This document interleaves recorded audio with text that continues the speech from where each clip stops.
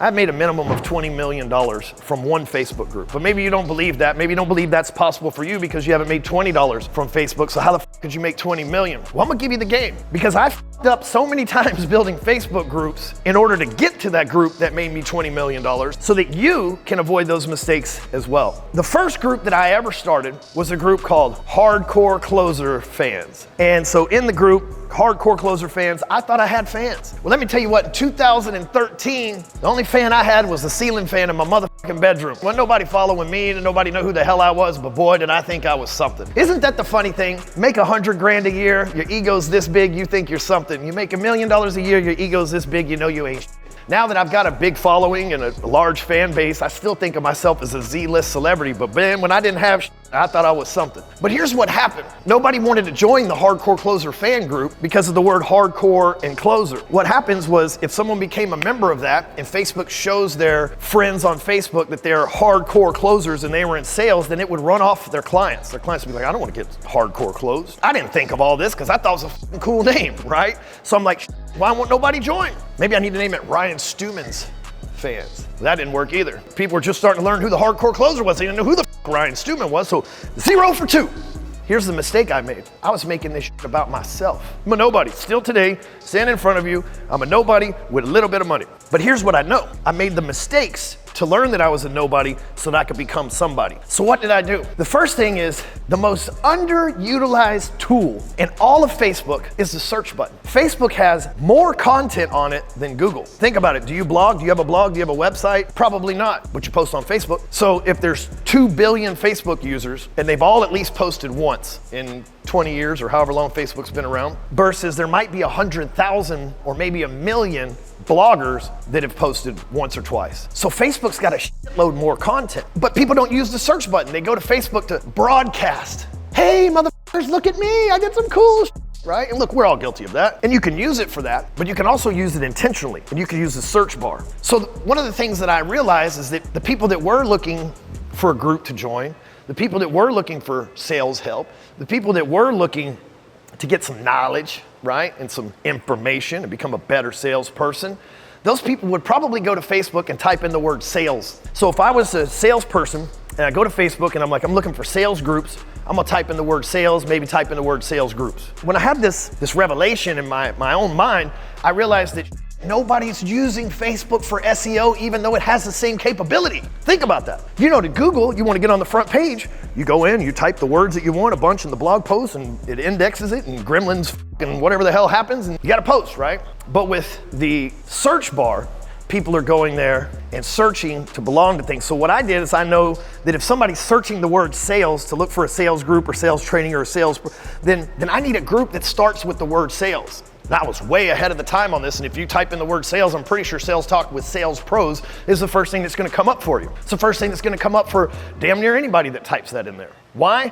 Because I SEO'd it, I named my group something that people would search for. You guys seeing this? See, a lot of you name the group after yourself, after your company, after your program, but you didn't think of the group as SEO. What is your ideal prospect searching for? So when someone types in sales and Sales Talk with Sales Pros shows up, they think, well, that makes sense. Think about that name. What are we doing? Are we selling, training? No, we're talking about it. We're having a discussion about sales amongst sales professionals. So a couple things happen, and these are the notes that you need to take, right? So first, you need a name for SEO. The second is you need them to feel like when they join that group, they assume the title of that group. When people join Sales Talk, I want the same thing for them. I want them to say, I'm a member of Sales Talk. That sounds cool, but what's better is I'm a sales pro. That's positive affirmation. That's reinforcement that they're a professional in the industry they're in. When they join that group, their clients can see that they're a sales professional as opposed to a hardcore closer. That's the good right there. So now all of a sudden I've got an association, not just a Facebook group, but an association that when you become a member of that association, you are dubbed a sales professional, a sales pro. The people in the group, they call themselves fellow sales pros. My fellow sales pros. Hey, sales pros. That's how a lot of posts in that group start. They're addressing them by their title that we've given them as a member of this group. Because here's the thing, if you create a group, the Ryan Stewman's fan club, what does that make you? That makes you second to Ryan, right? That insinuates subconsciously that you're below Ryan. You're a fan, you're not a friend, you're a follower or a fan. To me, that's demeaning. I know in this world of celebrities and that I dwell in, I just put a toe in these days. I used to jump all the way in, but I'm not balls deep anymore. But when I stick a toe into the celebrity world, I know that if they classify me as a fan, I'll never be a friend. If I go up to Mike Tyson when I met him, I'm like, Mike, I'm a f***ing big fan. Mike's gonna be like, God, time for you. Like, it's not gonna work, right? But instead, like, Mike, I know you did ayahuasca. I did that too. Did you see the goat god when you were on it? Yeah, man, I seen that. Right? It was a completely different conversation because I'm not trying to show up as a Mike Tyson fan, I'm trying to show up as a Mike Tyson equal. So when people show up in sales talk, they're not showing up as a Ryan Stewman fan, they're showing up as a sales professional Ryan Stewman's equal. See the difference? See, a lot of you can't get your group going. You're like, dude, I'm putting a bunch of business in here, I'm putting a bunch of content in here, I'm putting a bunch of value, I'm sharing videos, I'm adding people to the group, I'm getting no traction. That's why. My personal coaching client, Kenny Baden, one of the most honest, transparent people I've ever met outside of myself. I see the leadership he has. I see the qualities that's inside of him. I see the way that he carries himself, and I know that he's an example that I want the world to. So I help him build his group. It's called Blue Collar Ballers. So think about this. You're searching for blue collar jobs, blue collar workers, connect with blue collar people. Kenny's the first thing that shows up. And when you join his group, you're not Kenny's blue collar.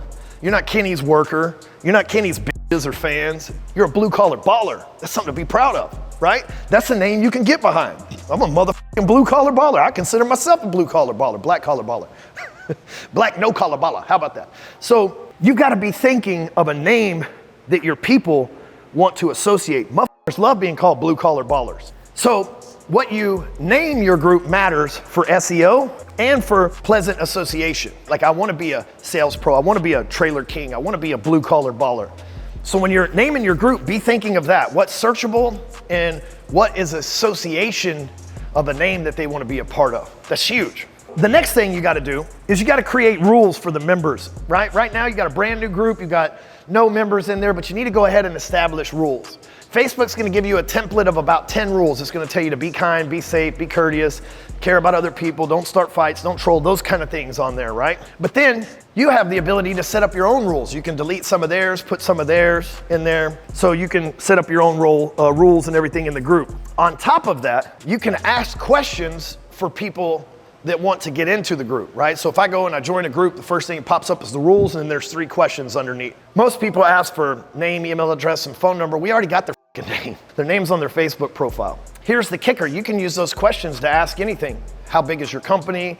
How many employees do you have, or revenue? What pertinent information that you need, whether you want to solicit to them, because people probably aren't going to give you their phone number, they give you their email, so you can solicit to them on an email list, or you can ask them questions that help you identify who's who. And so when here's what happens. Someone joins the group, they see the rules, they answer the questions, they hit submit, and then it gives you, the administrator on the back end, the opportunity to approve their membership or deny their membership. So you can look, and let's say that you are in Sales Talk with Sales Pros, and the 3 questions I ask are, what do you sell? What's the name of your company? How long you've been in sales? And someone says, I don't sell anything, I'm in HR, and I work for Intuit. Okay, I'm not gonna let them in the group. Why? Because they're probably spying on my goddamn salespeople, and they're gonna report them for the that they say about HR in there, and I don't want to deal with that. I deny that person. When someone comes in there and say, you know, I sell mortgages, been in the business, I work for Texas Lending, I've been in business for 10 years. Okay, cool. I'm gonna take that person's information and I'm gonna send it to my salespeople. Hey man, reach out to this person, thank them for joining the group, welcome them to the group, ask them what all they need, develop a relationship with them because they're a hot prospect. Here's the other thing I do. When people join the groups and people go in and post in the groups, in Sales Talk, every post has to be approved. So we've got like 5 admins, me, Chris Killy, Drewby, Mariana, Jose, right? There's 5 or 6 admins in there in the group. And what happens is every post gets put in a queue. And inside that queue, we can look at every post, and if it's not spam, if it's not soliciting, if it's not offering a job, if it fits our rules and criteria, then we approve it. But here's what I do. Let's say someone makes a post in Sales Talk with Sales Pros. They go in there and they say, I'm looking for a financial planner who can help me with some tax issues and some structure issues because I made a lot of money in commission last year and I'm scared to death I'm gonna have to pay a shitload of taxes. I don't have the money. I see that in the queue. They haven't posted it. They post it, comes in the queue, I see it. Now I have an option. And this is where you get intentional with the groups. I have an option. I can let it fly and let anybody with a financial license or whatever just shark and bear these motherfuckers to death. Or I can see that post, send the person a DM, and say, hey man, I'm gonna deny your post, but let me hook you up with the guy that I use. Then all of a sudden I can say, hey, what's your phone number? I have Keith contact you. screenshot that, send it to Keith. Now I'm the motherfucker in control of referrals. Hey Keith, I sent you a referral. You got one for me, right? You saw that YouTube video I did last week about giving referrals. You got one for me, right? I have given out millions, probably tens of millions of dollars with leads. Hey, I'm the guy, you know I'm the guy, I got a guy, let me hook you up with my guy. Yeah, that's a lot better than having to interview 50 people. Let's use your dude. Think of the power of that. You're not only creating your own leads, you're creating your own ecosystem of leads for other leaders in your industry or in your cross-industry referral partners that you want. That group has made me a powerful person on the internet just because I'm in control of lead flow. And I'm really good about reminding people, if I sent you a lead, you owe me one. This ain't I'm just a nice guy. I am just a nice guy, but I'm also expecting you to do your part of the relationship as well.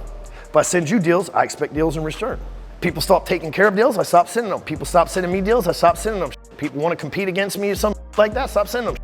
But I'm in control of everything. So the next thing you gotta do is you gotta find you a couple of admins. Get that under your belt first. Maybe it's somebody in your company. Notice when I said I had admins, it's Jose, Drew B, Mariana, Chris Kelly, people that are in the office here that I can watch, right? When you get admins, this is what you do. You say, hey, I'm gonna make you an admin of this group. You can post in here, you can promote your you can do whatever, but here's the rules you're gonna live by. If you promote your you're gonna do it this way, the way that I do it. If you do this, blah, blah. If you find leads, send them to me. If somebody's asking about something, send it to me first before you approve it. But you're in charge to approve, because what you wanna do is be able to go into the group and make your post, do your business, get your leads out of there, but you don't wanna spend all day adminning it. So you get you 4 or 5 admins to run in there, even if you got 0 members right now. Go in and get them trained up, get them started, and as they grow, they'll build the routine. Some of the things the admins need to do is approve or deny posts. Send you the lead posts that come in before they approve them. They need to make sure that if there's bots in the comments, or if there's spam, or if there's somebody that's a troll, or if something gets reported to the group, because you may not realize this, but if you say something fucked up in the comments, Facebook sends the admin of the group, hey, this motherfucker's an asshole, you need to kick him out of your group. And what happens if you don't kick him out of your group? Facebook goes, oh, you're an asshole too? We're watching you now, you're on the goddamn list. Guilt by association. So when Facebook says, hey, this person violated it, I kick them the out of the group. I've kicked some of my best friends out of the group. They can come back later, but I've kicked them out because I can't risk their sense of humor up a whole ass $20 million empire that I got. So my admins know what to look out for, and they put in the work to make our place a safe place, because Chris Kelly, he benefits from this. Drewby, he benefits from this. Zach, he benefits from this. Mariana, she benefits from this. Jose, same thing, myself. And if we allow this group to just go in chaos, people don't like getting into a group where it's just a bunch of uncontrolled posts and spam and like that. When they show up in our group, they're like, this is well ran, well organized, there's a good post in here, there's good content in here, this is a good group, and I get to be a sales pro. I get to call myself a sales pro as being a member of this. So I've given you the example of sales talk. I told you about Kenny Baden's Blue Collar Ballers. But what I want to hear from you is the name of your group. What I want to hear from you is how you've started it and take action. Because look, watching this video is one thing. Blah, blah, blah, great information, Ryan. But you gotta go do it. The $20 million that you're trying to get is just on the other side of building, nurturing, and growing this group. The $1 million you're trying to get, the $1 you're trying to get is on the other side of this group. Let me tell you why people don't invest in groups the way that I have. Because it takes a while to build it up. It takes a while to build the culture. It just takes a while. It's part of the process. But the other thing is, you can't fake Facebook. You can't go buy fake likes. You can't go buy fake comments. If you put a bunch of fake people that spam your group, other people aren't gonna wanna be a part of it. You can fake Instagram, you can fake YouTube. It's hard as to fake Facebook. So a lot of people, they have this big following, million followers on Instagram. They come over to Facebook and they can't do shit because their million followers was fake. But see, you get an opportunity to build something that's real, to build something that matters, to build something that changes the trajectory of your financial plan in life. And it starts for free with a Facebook group. I expect you to make one. You watch the video, it's time to take action. Rise above.